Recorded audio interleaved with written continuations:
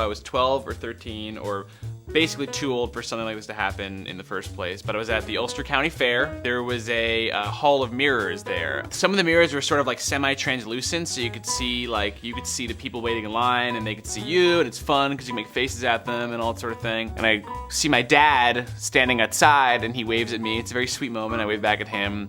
And then while I'm waving back at him, I walked directly into one of the mirrors, shattered my nose. It was extremely embarrassing. Everyone out in the line saw this happen, and blood started coming out of my nose. It just started pouring out. But then I couldn't find my way out because it's a hall of mirrors. Like, the whole point is you're not supposed to be able to find your way out. It was becoming like a situation. One of the sheriffs in the neighborhood who was there at the carnival, like, had to come in with one of the employees who I guess have this like special way to get through. They escorted me out of the hall of mirrors. I've not been in a hall of mirrors since. I don't know if there's a relation between that or I just generally don't like hall of mirrors.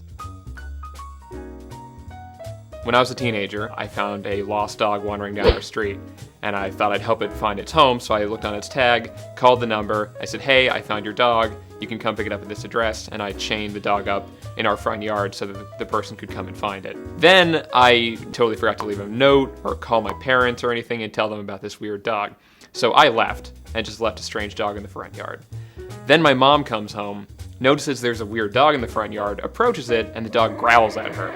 So she calls animal control and tells them that there's a strange dog in the front yard that they need to come pick up. Then she leaves home to go run an errand, and she doesn't tell anyone. So then at some point, this person comes back and takes their dog. That means that when my dad comes home, there's no dog in the front yard. So naturally, he goes in, takes our dog, our family dog, and chains it up in the front yard, and then goes back inside. Minutes later, there's a knock on the door from animal control asking him if this is the dangerous animal that they've been called to come retrieve. We need more communication in my family.